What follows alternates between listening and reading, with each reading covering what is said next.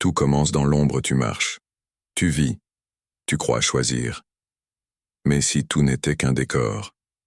Et si, comme en 1805, chaque geste, chaque pensée était prédit, contrôlé, désiré par un autre? Napoléon ne plaçait pas ses troupes au hasard. Il plaçait les esprits. Il semait des idées, des peurs, des faiblesses. Toi aussi tu es une position, un pion, une voix dans un champ de bataille que tu ne vois pas. La guerre d'aujourd'hui n'est plus faite de cannons. Elle est faite d'algorithmes, de récits, de silence. La vraie victoire, c'est quand tu ne sais même plus que tu as perdu. Et la vraie défaite, c'est quand tu crois encore que tu agis. Alors je te demande, agis-tu vraiment? Ou réponds-tu simplement à un ordre qui ne porte pas de nom? Réfléchis, écoute le silence. Il parle plus fort que les cris. Le pouvoir de l'invisible Napoléon disait « L'esprit gouverne le monde. Ce que tu ne vois pas te gouverne plus que ce que tu vois. Le doute, l'envie, la peur, le besoin d'être aimé. Tout cela peut être utilisé contre toi, pas avec violence, mais avec précision. Regarde autour de toi. Tout est narration. Tout est scénario. Tu es le héros d'une histoire, écrite par un autre. Et plus tu te crois libre, plus tu es docile. C'est ça, le génie stratégique. Créer une cage et la rendre invisible. Créer un mensonge et te laisser l'aimer. Napoléon l'avait compris. Le vrai pouvoir, ce n'est pas l'épée, c'est l'idée qu'on plante en toi, sans que tu t'en rendes compte. Et si tu fermes les yeux, il est déjà trop tard. La manipulation commence. Par l'ego, tu veux avoir raison. Tu veux être respecté. Tu veux exister dans les yeux des autres. C'est là qu'il t'attrape. C'est là que Napoléon frappait. Il caressait ton ego. Il te laissait croire que tu dominais. Puis il t'enfermait dans tes propres illusions. L'ego est une porte, une faiblesse habillée en force. Et celui qui sait l'ouvrir n'a plus besoin de te combattre. Dis-moi, combien de tes choix viennent de ton cœur? Et combien viennent de cette voix intérieure qui hurle « Je veux être vu ». Napoléon ne gagnait pas parce qu'il était fort. Il gagnait parce qu'il te laissait croire que toi tu l'étais. Et quand tu levais l'épée, tu étais déjà tombé. Pas sur le champ de bataille, mais en toi-même. L'art de ne rien dire, pour tout contrôler, il y a un silence, plus dangereux que 1000 discours. Napoléon le maîtrisait. Il ne disait pas toujours ce qu'il pensait. Il disait ce que l'autre devait entendre. Le silence crée le doute, et le doute dévore. Il plantait l'incertitude comme une lame dans l'esprit. Tu avances, mais tu ne sais pas où. Tu agis, mais tu n'es plus sûr de pourquoi. Et pendant que tu cherches des réponses, lui, il avance dans ton dos. Aujourd'hui, c'est pareil. Trop de bruit, trop de voix, trop d'écran, mais pas assez de silence réel. Et pourtant, c'est dans ce vide que l'on perd l'esprit. Es-tu encore maître de tes pensées, ou es-tu rempli de bruit déguisé? Les chaînes dorées de la modernité ont promis la liberté, l'indépendance. Mais regarde bien, tu n'es pas libre. Tu es distrait, pas indépendant, juste isolé. Tu portes des chaînes invisibles, faites de likes, de besoins, de notifications. Napoléon, en 1805, utilisait la gloire comme chaîne. Aujourd'hui, c'est l'image, le confort, l'illusion de choix. Tu crois vivre, mais tu consommes. Tu crois choisir, mais on t'a déjà tout servi. Et plus tu te sens à l'aise, moins tu veux te réveiller. C'est ça, le piège parfait, une prison douce, un mensonge, chaleureux. Mais l'âme, elle, ne dort jamais vraiment. Et parfois, elle te murmure que quelque chose ne va pas. Écoute-la, avant qu'elle ne se taise à jamais. L'ennemi est en toi. Tu cherches des ennemis à l'extérieur. Mais le véritable saboteur dort dans ton esprit. Il doute de toi. Il freine ton courage. Il répète les voix des autres.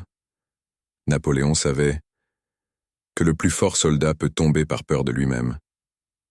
Alors il semait cette peur, avec des regards, avec des silences. Aujourd'hui, tu crois que la guerre est dehors. Mais c'est ton propre esprit que tu dois reconquérir. Combien de fois t'es-tu censuré? Combien de rêves as-tu enterrés par peur du jugement? Tu veux agir, mais tu attends l'approbation. Tu veux te battre, mais tu demandes la permission. Réveille-toi. L'ennemi avance à chaque fois que tu hésites. Et ce n'est pas un homme, c'est un poison en toi. Purifie-toi, ou tu serviras. Toujours une cause qui n'est pas la tienne. Voir au-delà du visible, Napoléon lisait ce qui n'était pas écrit. Un geste, une absence, une tension dans l'air. Et toi, que vois-tu vraiment? Tu regardes, mais tu ne vois plus. Trop de lumière, trop de vitesse. Tu vis en surface. Tu survoles ton existence. Mais la guerre, la vraie, se cache dans les profondeurs. Là où les décisions sont prises. Là où les vérités sont maquillées. Tu veux comprendre le monde? Commence par fermer les yeux.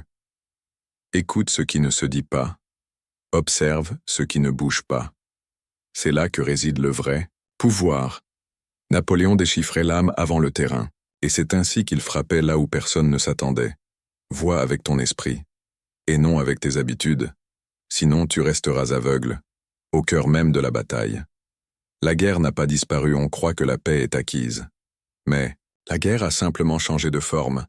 Elle n'est plus dans les tranchées, elle est dans les discours, les tendances, les lois silencieuses. Tu crois être en sécurité? Parce que personne ne te tire dessus, mais ton esprit est ciblé, ton attention est volée, tes désirs sont fabriqués. Napoléon disait, « Celui qui contrôle l'imaginaire contrôle les peuples ». Aujourd'hui, la guerre est marketing. C'est une guerre contre ton temps, contre ta volonté, et si tu ne te lèves pas, tu seras conquis, sans même résister. Pas besoin de soldats pour te faire tomber, juste une idée bien placée, et c'est terminé. Le miroir brisé de l'identité qui es-tu, sans ton téléphone, sans ton nom, sans tes habitudes, tes vêtements, ton statut social. Napoléon dépouillait ses ennemis de leurs symboles. Il brisait leur image d'eux-mêmes. Et tu peux faire pareil. Avec toi. Brise le miroir. Regarde ce qui reste. Ce qui ne peut pas être acheté, ni influencé. Ce que tu es, quand tout le reste disparaît. C'est là que réside ta vraie force. Pas dans ce que tu montres, mais dans ce que tu es, quand tu n'as plus rien à prouver. Napoléon manipulait les symboles. Aujourd'hui, ce sont les réseaux qui les manipulent pour toi. Es-tu encore toi-même?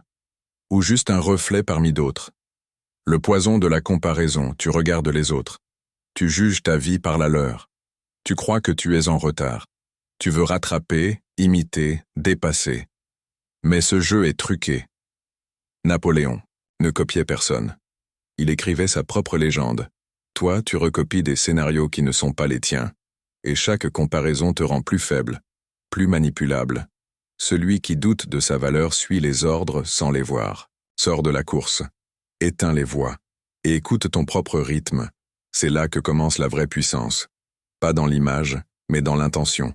Pas dans la course, mais dans la direction. L'illusion du contrôle, tu veux contrôler ta vie, ton avenir. Mais contrôles-tu déjà ton esprit, tes émotions, tes réactions? Napoléon contrôlait son armée parce qu'il contrôlait d'abord sa pensée. Il n'attendait pas les conditions parfaites, il les créait. Et, toi, attends-tu encore que le monde change pour agir? Chaque fois que tu réagis sans réfléchir, tu donnes le pouvoir à l'extérieur.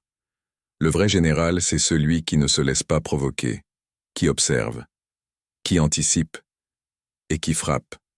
Quand le silence est le plus lourd, maîtrise-toi, sinon tu seras toujours l'arme d'un autre. Le sacrifice de l'authenticité, tu veux plaire, être compris, ne pas déranger, mais à quel prix? Chaque compromis arrache un morceau de ton âme. Napoléon était aimé ou haï, mais jamais neutre. Il ne cherchait pas l'acceptation. Il incarnait une vision, quitte à être seul. Toi, tu gommes tes angles, tu lisses ton feu, tu fais semblant pour ne pas perdre. Mais tu perds déjà. Chaque fois que tu trahis ce que tu es, reste vrai. Même si ça brûle, c'est le seul feu qui éclaire vraiment. La fatigue comme arme, Napoléon épuisait l'ennemi, pas seulement physiquement, mais moralement. Il le forçait à douter, à veiller, à courir. Et aujourd'hui, c'est toi qu'on épuise. À force de notifications, d'urgences, de bruit, tu n'as plus de silence, plus de vide. Tu réagis, tu consommes, mais tu n'as plus la force d'agir. C'est la guerre de l'attention, et l'arme, c'est la fatigue. Si tu veux reprendre le pouvoir, commence par récupérer ton énergie. Déconnecte, repose ton âme, et regarde, comme le monde ralentit soudainement, l'histoire que tu te racontes. On ne vit pas la réalité, on vit l'histoire qu'on se raconte à propos d'elle. Napoléon réécrivait les batailles avant même qu'elles ne commencent. Il imposait un récit, et l'ennemi entrait dedans, sans le savoir. Toi aussi, tu as un récit intérieur, sur qui tu es, ce que tu peux, ce que tu mérites. Mais qui l'a écrit? Tes parents? La société? Les blessures anciennes? Réécris ton histoire. Sois l'auteur, pas le lecteur passif. Sinon, tu vivras la vie d'un autre. Et tu appelleras ça destin. Le réveil spirituel du stratège Napoléon n'était pas qu'un homme de guerre. C'était un mystique, un intuitif, un possédé, du destin. Il voyait au-delà des cartes. Et toi? Vois-tu au-delà de la matière? Derrière chaque guerre, il y a une guerre de l'âme, une lutte entre lumière et mensonge, entre conscience et distraction. Ce monde t'endort parce qu'il a peur que tu te réveilles. Un homme éveillé ne peut être manipulé. Il voit à travers les masques. Il devine les pièges. Et surtout, il agit depuis l'intérieur, pas par réaction, mais par vérité.